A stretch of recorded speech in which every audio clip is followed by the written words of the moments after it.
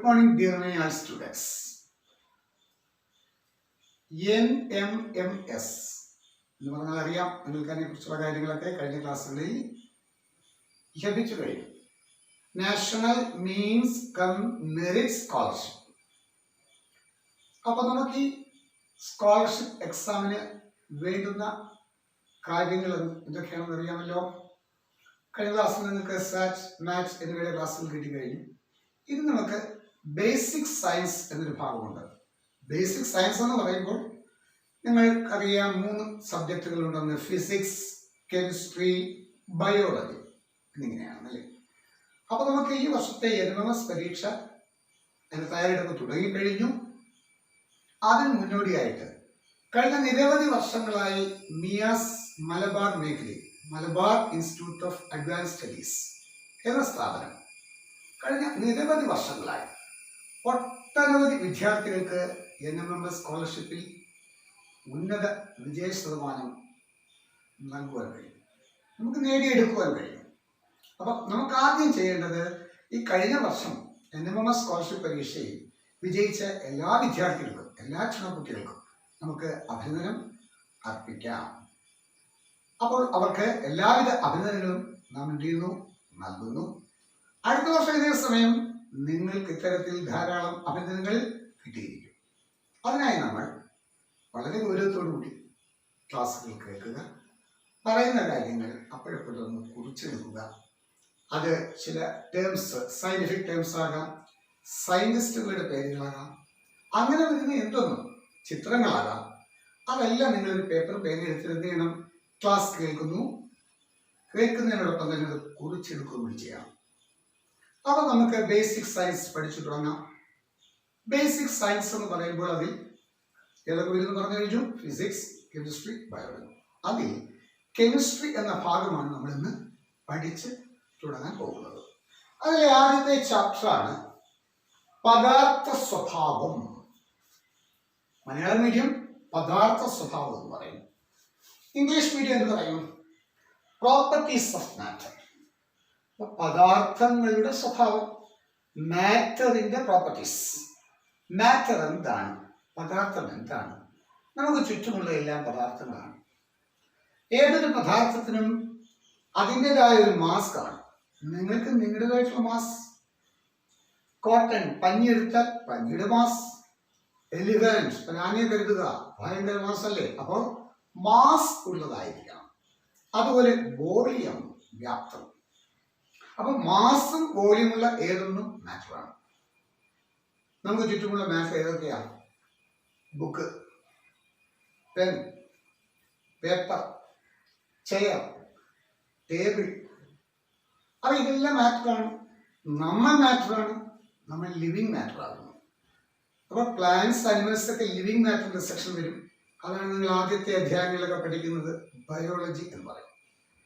ബാക്കി എല്ലാവരുള്ളതെല്ലാം non living അഥവാ ജീവനില്ലാത്ത പദാർത്ഥങ്ങളാകും. അപ്പൊ എന്താണ് പദാർത്ഥം, എന്താണ് മാറ്റർ എന്ന് ചോദിച്ചാൽ, a matter is anything.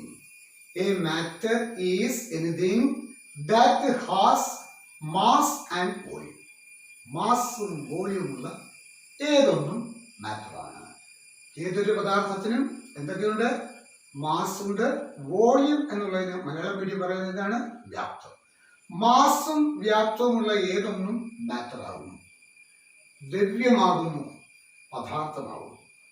Matter is anything that has mass and volume. നമ്മൾ കുറച്ച് മാറ്ററിനെ ഒന്ന് തൽക്കാലത്തേക്ക് നമുക്ക് പഠിക്കാനായിട്ട് എടുക്കാം. ബലൂൺ നിങ്ങൾക്കറിയാം, വായു നിറച്ച ഒരു ബലൂൺ സങ്കല്പിക്കുക. Consider a balloon fills with air. Consider, നമുക്ക് അതിനെ കൺസിഡർ ചെയ്യാം. പിന്നെ അതുപോലെ തന്നെ നിങ്ങളുടെ കയ്യിലുള്ള ഇൻസ്ട്രുമെന്റ് ബോക്സ്, അതിലെന്തൊക്കെയുണ്ട്? സ്കെയിൽ, കോമ്പസ്, പ്രൊട്രാക്ടർ എന്നിങ്ങനെ പോകും. ഇനി മറ്റൊന്ന് നോക്കാം, നമ്മുടെ മുഖത്ത് വെക്കുന്ന കണ്ണട അല്ലേ. അപ്പൊ അത് നമുക്ക് സങ്കല്പിക്കാം. ഒരു ഗ്ലാസ് ഞാൻ സങ്കല്പിക്കുന്നു. ഗ്ലാസ് ടംബ്ലർ ആകാം. ഗ്ലാസ് ടംബ്ലർ ഗ്ലാസ് കൊണ്ട് നിർമ്മിച്ചിട്ടുള്ളതാണ്. കണ്ണാടി പോലുള്ള ഗ്ലാസ്. അത് കുറച്ചുകൂടെ വലിയൊരു പാത്രമായിരിക്കും, ലാബിൽ ഉപയോഗിക്കുന്നതാണ്. അപ്പൊ ഈ ഗ്ലാസ് ടംബ്ലറിൽ ഞാൻ കുറച്ച് ജലം നിറച്ചിട്ടുണ്ട്. നമുക്ക് ഈ വസ്തുക്കളെ ഒന്ന് ചുറ്റും ഒന്ന് നിരീക്ഷിക്കാം. കണ്ണടയുടെ സ്വഭാവമല്ല ഞാൻ ഗ്ലാസ് നിറച്ച ജലത്തിന്, അതല്ല ബലൂണിനുള്ളിലുള്ള എയർ. അപ്പൊ എന്നിങ്ങനെ പല പദാർത്ഥങ്ങൾക്ക് പല സ്വഭാവങ്ങളാണ്. ആ സ്വഭാവങ്ങൾക്കനുസരിച്ച് നാം അതിനെ ഉപയോഗിക്കുന്നു. കാരണം നാം ഉപയോഗിക്കുന്ന പ്രൊട്രാക്ടർ എടുത്ത് നമുക്ക് കണ്ണടയായിട്ട് ഉപയോഗിക്കാൻ സാധിക്കില്ലല്ലോ. കണ്ണടയ്ക്ക് കണ്ണടയായിട്ടുള്ള ഉപയോഗം, ബലൂൺ അതിൻ്റെതായ ഉപയോഗം. അപ്പൊ ഇങ്ങനെ നിരവധി വസ്തുക്കൾക്ക്, നിരവധി പദാർത്ഥങ്ങൾക്ക് സ്വഭാവങ്ങൾ പലതാണ്.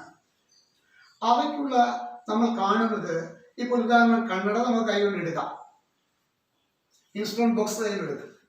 ജലം നമുക്ക് കൈകൊണ്ട് എടുക്കാൻ സാധിക്കുമോ? ഇല്ല. അപ്പോൾ പദാർത്ഥങ്ങൾക്കുള്ള പ്രത്യേകത അതിൻ്റെ സ്വഭാവം, ആ സ്വഭാവം അവസ്ഥയും അതിനുള്ളിലുള്ള ചെറിയ തരികളുണ്ട്. നിങ്ങൾ കേട്ടിരിക്കും. ഇനി നമ്മൾ അടുത്ത അധ്യായം വരുന്നുണ്ട് ആറ്റങ്ങളും തന്മാത്രകളും അയോണുകളും ഒക്കെ. അപ്പൊ ഇത്തരം സൂക്ഷ്മ തരികൾ കൊണ്ടാണ് ഏതൊന്നും നിർമ്മിച്ചിട്ടുള്ളത്. ഏതൊരു പദാർത്ഥം നിർമ്മിച്ചിട്ടുള്ളത് ഇത്തരം സൂക്ഷ്മ കണങ്ങൾ കൊണ്ടാണ്. ഇപ്പൊ നമ്മൾ സോളിഡ് ആയിട്ടുള്ള ഖരാവസ്ഥയിലുള്ള ഒരു വസ്തു എടുക്കും. അപ്പൊ അതിന്റെ ആ സ്റ്റേറ്റ് നോക്കുകയാണെങ്കിൽ സോളിഡ് സ്റ്റേറ്റ് ഉണ്ട്, ഖരാവസ്ഥയുണ്ട്, ലിക്വിഡ് ദ്രാവകാവസ്ഥയുണ്ട്, ഗ്യാസ് ഗേഷ്യസ് സ്റ്റേറ്റ് ഏതാണ് വാതകാവസ്ഥയുണ്ട്. പ്രധാനമായും നമുക്ക് ചുറ്റുമുള്ള പദാർത്ഥങ്ങൾ ഈ മൂന്ന് അവസ്ഥയിൽ നമ്മൾ കാണുന്നുണ്ട്. ഐസ് ഏതവസ്ഥ? ആദ്യം ഖരാവസ്ഥ, സോളിഡ് സ്റ്റേറ്റ്. അത് നമ്മൾ ഫ്രിഡ്ജിനുള്ളിൽ ഇരുന്നാലാണ് സോളിഡ് സ്റ്റേറ്റ് എന്ന് പറയാൻ പറ്റുന്നത്. ഫ്രിഡ്ജിൽ നിന്ന് നമ്മൾ പുറത്തെടുത്ത് ഐസ് വെച്ച് അത് മെൽറ്റ് ചെയ്യുന്നു, ഉരുകുന്നു, ഉരുകി വാട്ടറായി മാറും. അപ്പോൾ സ്റ്റേറ്റ് അങ്ങ് മാറി, എന്തായി? ലിക്വിഡായി മാറി, ദ്രാവകമായി മാറി. ഇനി ഞാൻ ആ ജലം എടുക്കുന്നു, ബോയിൽ ചെയ്യുന്നു, തിളപ്പിക്കുന്നു, അപ്പോൾ സ്റ്റീമായിട്ട് മാറും. അപ്പോൾ ഒരു പദാർത്ഥം തന്നെ അതിന് മൂന്ന് വ്യത്യസ്ത അവസ്ഥയിൽ നമുക്ക് ചുറ്റുമുള്ള മിക്ക പദാർത്ഥങ്ങളിലും ഈ അവസ്ഥയിൽ കാണാം. മെഴുക് കത്തിക്കഴിയുമ്പോൾ എന്തായിരിക്കും? അത് ഉരുകി മാറുന്നത് കാണാം. ശരിയല്ലേ? അപ്പൊ ഇത്തരത്തിൽ ചുറ്റുമുള്ള പദാർത്ഥങ്ങൾക്ക് മൂന്ന് പ്രധാന അവസ്ഥകൾ, നമുക്ക് പരിചിതമായ മൂന്നവസ്ഥകൾ. ഈ മൂന്നവസ്ഥ മാത്രമല്ല ഇനിയുമുണ്ട്, അത് സാർ ഇപ്പോൾ പറയും. അപ്പൊ പ്രധാനമായും മാറ്റർ ഏതൊക്കെ സ്റ്റേറ്റിലുണ്ട്? സോളിഡ് സ്റ്റേറ്റിലുണ്ട്, ലിക്വിഡ് സ്റ്റേറ്റിലുണ്ട്, ഗേഷ്യസ് സ്റ്റേറ്റിലുണ്ട്. ഇങ്ങനെ മൂന്ന് അവസ്ഥകളാണ് മാറ്റർ ഉള്ളത്. പദാർത്ഥങ്ങളുടെ പ്രധാനപ്പെട്ട അവസ്ഥകൾ ഏതൊക്കെയാണ്? ഖരാവസ്ഥ, ദ്രാവകാവസ്ഥ, വാതകാവസ്ഥ. Solid state, liquid state, gaseous state. അപ്പോൾ സ്വാഭാവികം നമുക്കൊരു സംശയം തോന്നും, സാർ ഈ മൂന്ന് സ്റ്റേറ്റുകൾ മാത്രമേ ഉള്ളൂ? ഇനിയുമുണ്ട്. മാറ്ററിന്റെ നാലാമത്തെ സ്റ്റേറ്റാണ് പ്ലാസ്മ. ഏതാണ് സ്റ്റേറ്റ്? പ്ലാസ്മ. അത് നമുക്ക് ചുറ്റും കാണാൻ കഴിയുകയില്ല. ഇതിന് പ്രത്യേക സാഹചര്യത്തിൽ നമ്മൾ ക്രിയേറ്റ് ചെയ്തെടുക്കണം, നിർമ്മിച്ചെടുക്കണം. അത് പരീക്ഷണശാലകളിൽ പ്രത്യേക സാഹചര്യങ്ങൾ സൃഷ്ടിച്ച് നാം സൃഷ്ടിച്ചെടുക്കുന്നതാണ് ഇത് പ്ലാസ്മ സ്റ്റേറ്റ്. എന്നാൽ അത് ലോകത്തെവിടെയും ഇല്ലെന്ന് ചോദിച്ചാൽ ഉണ്ട്. സൺ, സൂര്യൻ, അതുപോലെ സ്റ്റാർസ്. അപ്പൊ സൺ, സ്റ്റാർ അവയുടെയൊക്കെ കേന്ദ്രഭാഗത്ത് പദാർത്ഥങ്ങളെല്ലാം, മാറ്ററെല്ലാം പ്ലാസ്മ സ്റ്റേറ്റ് ആയിരിക്കും. അതുകൊണ്ട് ഫോർത്ത് സ്റ്റേറ്റ് ഓഫ് മാറ്റർ ആരാന്ന് ചോദിച്ചാൽ പ്ലാസ്മ സ്റ്റേറ്റ്. ഇനി ഈ പ്ലാസ്മ സ്റ്റേറ്റ് ആരാണ് കണ്ടുപിടിച്ചത്? Who discovered the fourth state of matter, plasma. അപ്പോൾ ആ സയൻസിന്റെ പേര് നമുക്കൊന്ന് പഠിക്കാം. Irving, IRVING, Irving. ലാംഗ്മീർ, LANGMUIR. അപ്പോൾ പ്ലാസ്മ സ്റ്റേറ്റ് കണ്ടെത്തിയ സയന്റിസ്റ്റ് ആരാണ്? Irving Langmuir. അതുപോലെ അടുത്ത ഒരു സ്റ്റേറ്റ് ആണ് ഫെർമയോണിക് കണ്ടൻസേറ്റ്. ഇതാണ് ഫെർമയോണിക് കണ്ടൻസേറ്റ്. ഫെർമയോണിക് കണ്ടൻസേറ്റ് കണ്ടെത്തിയത് ഡിബോറ എസ് ജിൻ, DEBORAH ജിൻ. Fermionic condensate. മറ്റൊന്ന് super fluid state. Super fluid state അത് കണ്ടെത്തിയത് പ്യോട്ടർ കാപ്റ്റ്സ. ആരാണ്? പ്യോട്ടർ കാപ്റ്റ്സ. PYOTR, പ്യോട്ടർ കാപ്റ്റ്സ, KAPITSA. അപ്പൊ ഇത്തരം സയന്റിസ്റ്റുകളുടെ പേര് അവർക്ക് സ്കോളർഷിപ്പ് എക്സാമിൽ ചോദിക്കാം. പ്ലാസ്മ സ്റ്റേറ്റ് കണ്ടെത്തിയതായ, who discovered the fourth state of matter, plasma. ആരാണ്? Irving Langmuir. അതുപോലെ അടുത്ത സ്റ്റേറ്റ് ഏതാണ്? Fermionic condensate. അത് കണ്ടെത്തിയത് ആരാന്ന് വെച്ചാൽ Deborah S Jin. Superfluid state ആരാണ് കണ്ടെത്തിയത്? പ്യോട്ടർ കാപ്പിറ്റ്സ എന്ന സയന്റിസ്റ്റ് ആകുന്നു. ഇത്തരം പേരുകളൊക്കെ ഒന്ന് പേപ്പറിലൊന്ന് കുറിച്ചോണം. അത് ആ ഓരോ അതിന്റെ സ്പെല്ലിംഗ് ഒന്ന് പ്രത്യേകം ശ്രദ്ധിച്ച് പഠിച്ചാൽ മനസ്സിൽ നിൽക്കും. അപ്പൊ ഈ സ്റ്റേറ്റുകൾ എന്തൊക്കെയാണ് ലഘുവായി നമുക്ക് നോക്കാം. കാരണം ഡീറ്റെയിൽഡ് സ്റ്റഡിക്ക് നമുക്കിനി ഹയർ സെക്കൻഡറി, അത് കഴിഞ്ഞ് ഡിഗ്രി തലങ്ങൾ, അത് കഴിഞ്ഞ് പോസ്റ്റ് ഗ്രാജുവേഷൻ എന്ന് പറയാം. കാരണം ഡിഗ്രി കഴിഞ്ഞിട്ട് നമ്മൾ മാസ്റ്റർ ഡിഗ്രിക്ക് പോകും. അപ്പോൾ അത്തരം വലിയ കോഴ്സുകൾ പഠിച്ചതിന് ശേഷം മാത്രമേ നമുക്ക് ഇതിനെക്കുറിച്ച് ഡീപ്പായിട്ട് അല്ലെങ്കിൽ കൂടുതൽ കാര്യങ്ങൾ പഠിക്കാൻ പറ്റൂ. തൽക്കാലം നമുക്ക് ഓരോന്നിനും പരിചയപ്പെടാം. 10,000 കെൽവിൻ വരെ ഉയർന്ന ഊഷ്മാവ് കൊടുക്കണം പ്ലാസ്മ സ്റ്റേറ്റ് കിട്ടാൻ. അത് ഞാനായാലും നിങ്ങളായാലും നമുക്ക് ചുറ്റുമുള്ള ഈ പദാർത്ഥങ്ങളെല്ലാം തന്നെ വളരെ ഉയർന്ന ടെമ്പറേച്ചർ എത്തിക്കഴിഞ്ഞാൽ പ്ലാസ്മ സ്റ്റേറ്റ് ആയിത്തീരും. അതെങ്ങനെ ഇരിക്കും സാർ എന്നൊക്കെ സംശയം തോന്നാം. അതെങ്ങനെയാ?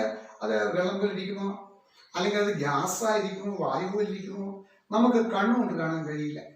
കാരണം ഞാൻ കുറച്ചുകൂടെ പറഞ്ഞില്ലേ, സൂക്ഷ്മ കണങ്ങൾ, അതിസൂക്ഷ്മ തരികൾ, എക്സ്ട്രീംലി സ്മോൾ പാർട്ടിക്കിൾസ് എന്ന് പറയുന്ന തരികൾ, അവയ്ക്ക് നമ്മൾ പേര് പറഞ്ഞു ആറ്റംസ് അല്ലെങ്കിൽ മോളിക്യൂൾസ് എന്ന് പറഞ്ഞു അല്ലെ.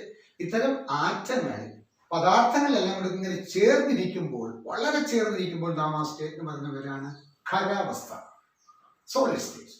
കുറച്ചകലുമ്പോൾ ലിക്വിഡ് സ്റ്റേറ്റ്, കുറച്ചുകൂടി അകന്നാൽ ഗേഷ്യസ് സ്റ്റേറ്റ്. അപ്പോൾ വളരെ ചേർന്ന് ബന്ധിച്ചിരിക്കുന്നു ചെറിയ ചെറിയ തരികൾ, അതാണ് സോളിഡ് സ്റ്റേറ്റ്. അതുകൊണ്ടാണല്ലോ അതിനൊരു ആകൃതി ഉള്ളത്, നമുക്ക് കൈകൊണ്ട് എടുക്കാൻ കഴിയുന്നത്. പക്ഷെ കുറച്ചുകൂടി അകലം പ്രാപിക്കുമ്പോൾ അവ ഒഴുകാൻ തുടങ്ങും, അതാണ് ലിക്വിഡ് സ്റ്റേറ്റ്. കുറച്ചുകൂടി അകലം പ്രാപിച്ചു നിൽക്കുകയാണെങ്കിൽ അത് ഗേഷ്യസ് സ്റ്റേറ്റ് ആയി മാറും. കാരണം നമ്മൾ എയർ അല്ലെങ്കിൽ പേപ്പർ കത്തി കിട്ടുന്ന ഗ്യാസിനെ നമുക്കിങ്ങനെ പിടിക്കാമെന്ന് വെച്ച് കഴിഞ്ഞാൽ പിടിക്കാൻ പറ്റില്ല. കാരണം നമ്മുടെ വിരലുകൾക്കിടയിൽ കൂടി ഗ്യാസ് പോകും. നാം ശ്വസിക്കുന്ന എയർ ഗേഷ്യസ് സ്റ്റേറ്റാണ്, നമുക്ക് കാണാൻ കഴിയുമോ? പക്ഷെ നമുക്ക് എക്സ്പീരിയൻസ് ചെയ്യാൻ കഴിയും.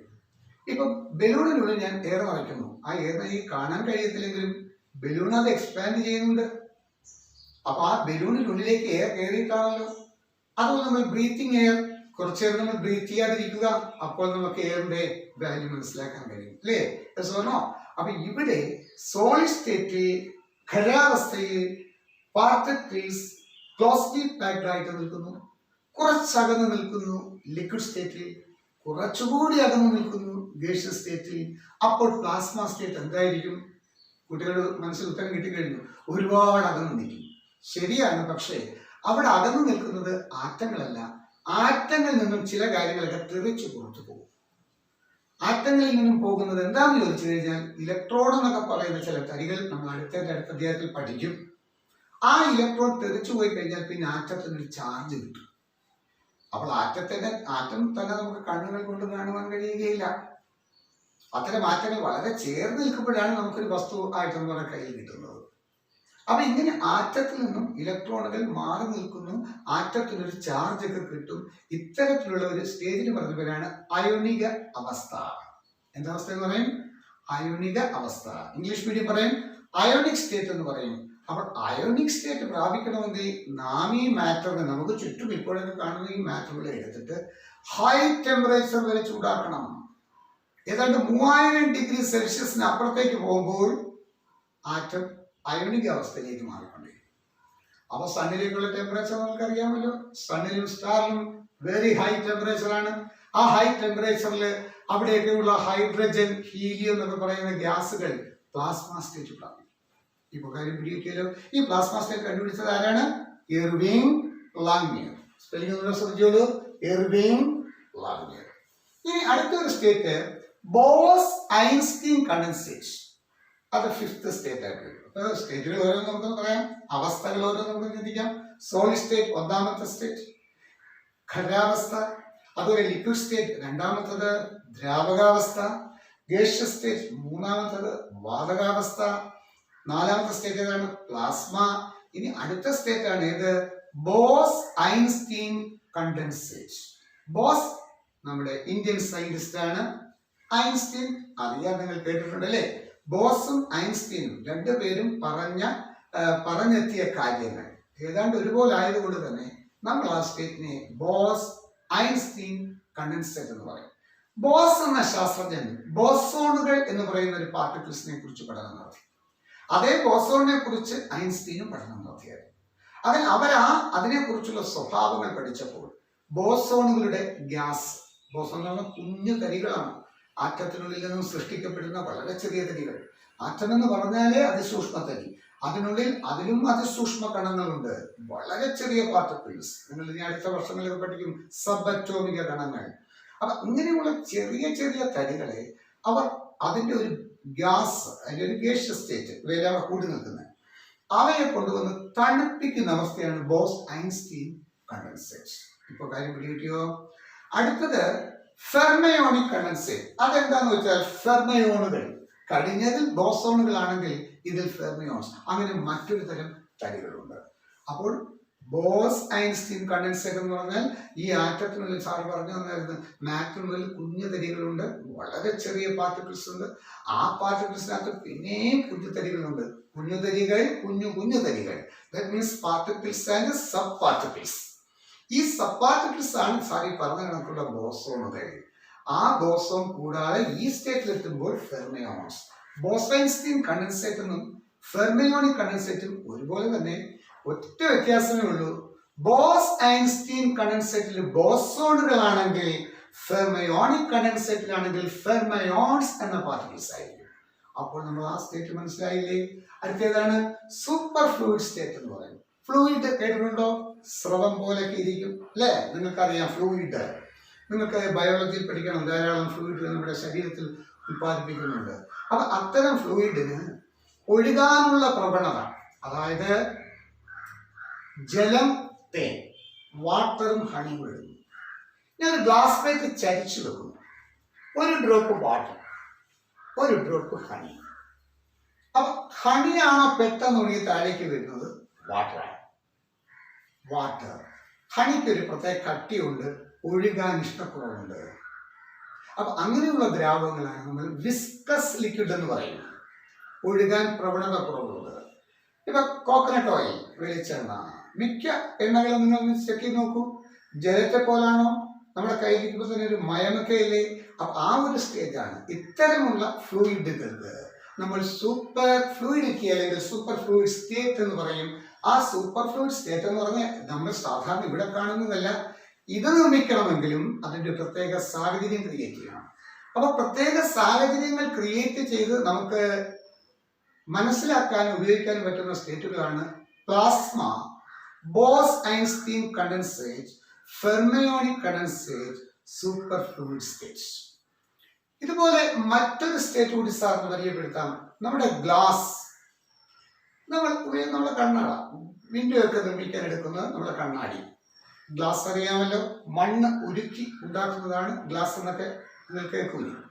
അപ്പൊ അത്തരം ഗ്ലാസ് നമ്മൾ നോക്കുന്ന സോളിഡ് ആണ്, എന്താകുന്നു? സോളിഡ് ആകുന്നു. പക്ഷെ ആ ഗ്ലാസ് വിൻഡോയ്ക്കുള്ളിൽ അതിന്റെ പാർട്ടിക്കിൾസ് വളരെ സാവകാശം മൂവ് ചെയ്യുന്നുണ്ട്. എന്ന് പറഞ്ഞാൽ ഒരുപാട് വർഷങ്ങൾ എടുക്കും അതിങ്ങനെ ഒരു സ്ഥലത്ത് മറ്റൊരു സ്ഥലത്തേക്ക് മൂവ് ചെയ്ത് പോകാൻ.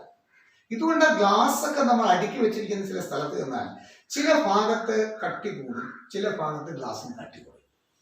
കാരണം വർഷങ്ങളായിരിക്കുന്ന ഗ്ലാസ് ആകുമ്പോൾ ആ ഗ്ലാസിനുള്ളിലെ കോൺസ്റ്റിറ്റ്യൂന്റുകൾ സാവകാശം ഫ്ലോ ചെയ്യുന്നു, സാവകാശം മൂവ് ചെയ്യുന്നു. അതിന് ഒരെണ്ടിൽ നിന്നും മറ്റൊരെണ്ടിലെത്തി അത് കട്ടി കൂടും. ഇതാണ് അതിന് കാരണം. ആ ഒരു സ്റ്റേറ്റ് പറയുന്ന പേരാണ് സൂപ്പർ കൂൾഡ് ലിക്വിഡ്. എന്തുവരെ പറയും? Supercooled liquid.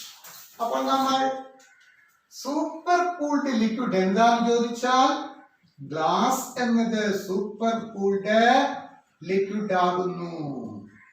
അതിശീത ദ്രാവകം. താഴെ കൊടുത്തിട്ടുള്ളവയിൽ അതിശീത ദ്രാവകം ഏത്? അപ്പോൾ അവർ എ അവർ കൊടുക്കുന്നു stone, B air, C glass, D water. ഏതെങ്കിലും ശരി? ഗ്ലാസ് ആണ്. അപ്പോൾ ഇവിടെ നമ്മൾ പഠിച്ചത് എന്തൊക്കെയാണെന്ന് നോക്കി.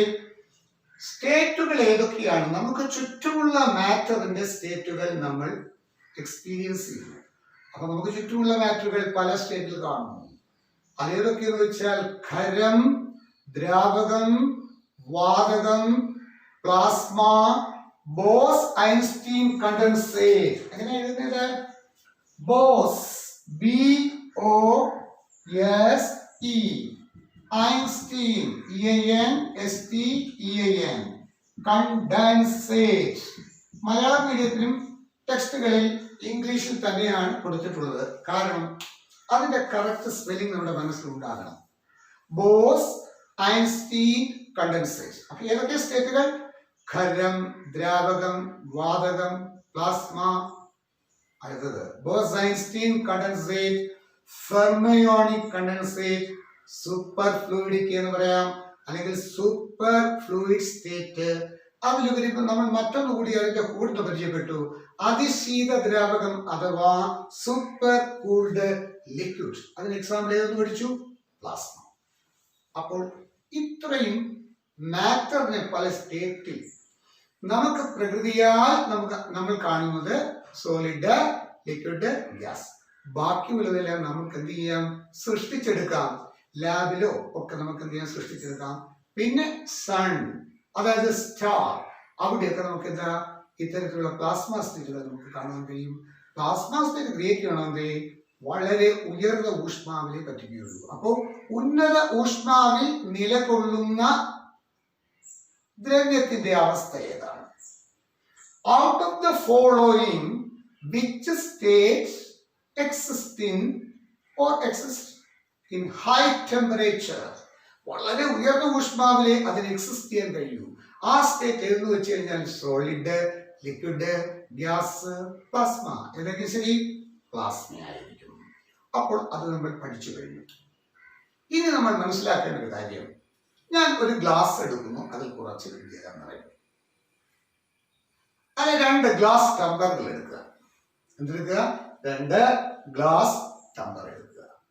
ഞാൻ ആ ഗ്ലാസ് ടംബ്ലറിന്റെ ജലനിരപ്പ് സമപ്പെടുത്തി വെച്ചു. അതുകൊണ്ട് ഗ്ലാസ്സിൽ തന്നെ ഒരു മാർക്ക് കൊടുക്കുക. അപ്പൊ ആ മാർക്കിൽ കറക്റ്റ് ജലം നിറയുന്നതിന് നോക്കി രണ്ടും സമപ്പെടുത്തി വെക്കുക. എന്നിട്ട് ഞാനൊരു സ്റ്റോൺ എടുത്തു, അതിനെ ത്രെഡ് കൊണ്ട് കെട്ടി. ത്രെഡ് എന്ന് പറഞ്ഞാൽ ചരട്. ചരടിൽ ബന്ധിച്ചിട്ടുള്ള ഒരു സ്റ്റോൺ കൊണ്ടുവന്നു. ഒരു ചെറിയ എന്തെങ്കിലും ഒരു ഖരവസ്തു, ഏതെങ്കിലും ഒരു ഖരവസ്തു, തടിക്കട്ടയായാലും മതി, അല്ലെങ്കിൽ നിങ്ങൾക്ക് കിട്ടാവുന്ന ഏതെങ്കിലും ഒരു കല്ല് ആയാലും മതി. അതിനെ ഞാൻ കെട്ടി ജലത്തിലേക്ക് താഴ്ത്തുന്നു. രണ്ടിലും ഇരിക്കുന്ന ജലത്തിന്റെ ആ ജലനിരപ്പ് എന്ന് പറയുന്നത് അതിന്റെ വാട്ടർ ലെവൽ എന്ന് പറയും. നമുക്ക് ജസ്റ്റ് ഒന്ന് ഒബ്സർവ് ചെയ്യുകയാണെങ്കിൽ, ഞാനിപ്പോൾ ഈ കല്ല് സസ്പെൻഡ് ചെയ്തിരിക്കുന്നത്, കെട്ടി താഴ്ത്തി വെച്ചിരിക്കുന്ന അതിലെ ജലനിരപ്പ് ഉയർന്നു, മറ്റേ ജലനിരപ്പ് കലക്കാണ്ടിരിക്കുകയാണ്. അപ്പൊ അതെന്താ എന്ന് നമ്മൾ ആലോചിച്ചു. ഈ സ്റ്റോൺ ചെന്നപ്പോൾ അതിന് ഇരിക്കാൻ സ്ഥലം വേണം. സ്റ്റോൺ, കല്ലിന് ജലത്തിനുള്ളിൽ ഇരിക്കാൻ സ്ഥലം വേണം. അത്രയും സ്ഥലം ആ ഭാഗത്ത് നിന്ന് ജലം വിസ്ഥാപനം ചെയ്ത് മാറി, അവിടെ നിന്ന് മൂവ് ചെയ്ത് മാറി. ഉദാഹരണമായിട്ട് തന്നെ ഇപ്പൊ നിങ്ങൾ ഒരു ബെഞ്ചിൽ ഇങ്ങനെ കുറെ കുട്ടികൾ ഇരിക്കുന്നു. അപ്പോൾ ഒരു കുട്ടി ലേറ്റായിട്ട് വന്നു. അപ്പൊ നിങ്ങൾ ആ കുട്ടി കൂടി ഇരിക്കാനായിട്ട് എന്ത് ചെയ്യും? നിങ്ങൾ വിസ്ഥാപനം ചെയ്ത് കൊടുക്കും. ആ പ്ലേസിൽ നിന്ന് മാറിക്കൊടുക്കും. അപ്പോൾ ആ കുട്ടികൾ ഇരിക്കും. അത് എല്ലാ മാറ്ററുള്ള പ്രത്യേകതയാണ്. അതിനെവിടെങ്കിലും വന്ന് ഒക്കുപ്പൈ ചെയ്യണം, ഇരിക്കണം. ആ ഇരിക്കുന്നതാണ് വോളിയം എന്ന് പറയുന്നത്. അതുപോലെ തന്നെ മറ്റൊന്ന് നോക്കാം. ഈ സ്റ്റോൺ എടുക്കുക. സ്റ്റോണിന് മാസിലെ ഉണ്ട്. നമുക്ക് മാസ് അളന്നുകൂടെ? അതാണ് നമ്മൾ സാധാരണ നമുക്ക് പറയാം വെയിറ്റ് എന്നൊക്കെ പറയാം. വെയിറ്റ് അല്ലെങ്കിൽ ഭാരം എന്നൊക്കെ പറയാം. പക്ഷെ ഫിസിക്സുകാർ സമ്മതിക്കില്ല. മാസും മറ്റൊരു ഘടകവും കൂടെ ചേർന്നാലേ വെയിറ്റ് ആവുകയുള്ളൂ. കാരണം ആക്സലറേഷൻ ഡ്യൂ ടു ഗ്രാവിറ്റി. നിങ്ങൾ താഴ്ന്ന ക്ലാസ്സിലെ കുട്ടികളാണ്, ഇനി ഫിസിക്സിൽ പഠിക്കും. അങ്ങോട്ട് വരുമ്പോൾ കാര്യം പിടികിട്ടും. വെയിറ്റ് വേറെ, മാസ് വേറെ. അപ്പൊ ഇവിടെ നമ്മൾ മനസ്സിലാക്കേണ്ടതാണ്, ആ ഗ്ലാസ് ടംബ്ലറിലെ ജലനിരപ്പ് ഉയരാൻ കാര്യം ജലത്തെ വിസ്ഥാപനം ചെയ്ത് മാറ്റിയ സ്ഥലത്തേക്ക് സ്റ്റോൺ ചെന്നിരുന്നു. അപ്പൊ ഒരു പ്രത്യേകതയില്ലേ? ഇതുപോലെ മറ്റൊന്ന് നോക്കാം. ഒരു 30 സെന്റിമീറ്റർ നീളമുള്ള സ്കെയിൽ എടുക്കുക. എത്ര സെന്റിമീറ്ററാണ്? 30 സെന്റിമീറ്റർ. 2 ബലൂൺ എടുക്കുക. ബലൂൺ നിങ്ങൾക്ക് കിട്ടുമല്ലോ, നിങ്ങൾക്ക് ഇഷ്ടവുമാണല്ലേ ബലൂൺ. സെലോ ടേപ്പ് കൂടെ കരുതുക. എന്നിട്ട് 2 ബലൂണിൽ ഞാൻ എയർ നിറച്ചു. എയർ നിറച്ചിട്ട് അതിൽ ഒരു ബലൂണിന്റെ പുറത്ത് ഞാൻ സെലോ ടോപ്പ് കൊണ്ട് ഒട്ടിച്ചു. രണ്ടിനെ ഒരു ത്രെഡ് കൊണ്ട് ഞാൻ സസ്പെൻഡ് ചെയ്തു. 30 സെന്റിമീറ്റർ സ്കെയിൽ. ഈ ബലൂൺ ഇങ്ങനെ രണ്ടിന്റെ മാസിൽ വ്യത്യാസം ഉണ്ടെങ്കിൽ ബലൂൺ എന്ത് ചെയ്യും? ത്രാസ് പോലെ എന്ത് ചെയ്യും? ഇങ്ങനെ മൂവ് ചെയ്യും. ശരിയല്ലേ? അപ്പൊ ഞാൻ രണ്ടിലും കുറച്ച് വായു നിറച്ചിട്ട് ഞാൻ ഇങ്ങനെ സസ്പെൻഡ് ചെയ്തു. എന്നിട്ട് ഈ സെലോ ടേപ്പ് കൊണ്ട് ഒട്ടിച്ചിരിക്കുന്ന ഭാഗത്തൊരു പിൻ കൊണ്ടൊരു കുത്തു കൊടുക്കും. എന്തായിരിക്കും അവിടെ ചേഞ്ച്? ആ എയർ അതിൽ നിന്നും പുറത്തു പോകും അല്ലേ? അതായത് നമ്മൾ സെലോ ടേപ്പ് എന്ന് പറഞ്ഞാൽ കുറച്ചുകൂടി കട്ടിയുള്ളതാണ്, പക്ഷെ അതിൽ നിന്ന് പുറത്തേക്ക് പോകുന്ന എയറിന് നിയന്ത്രണം കാണും. നമ്മൾ ഡയറക്റ്റ് ആയിട്ടൊരു ബലൂണിലാണെങ്കിൽ ടപ്പെന്ന് പൊട്ടിപ്പോകും. എങ്ങനെ പൊട്ടിപ്പോകും? ടപ്പെന്ന് പൊട്ടിപ്പോകും. കാരണം അത് നിങ്ങൾക്ക് പഠിക്കാൻ ഇനി വരുന്നുണ്ട്.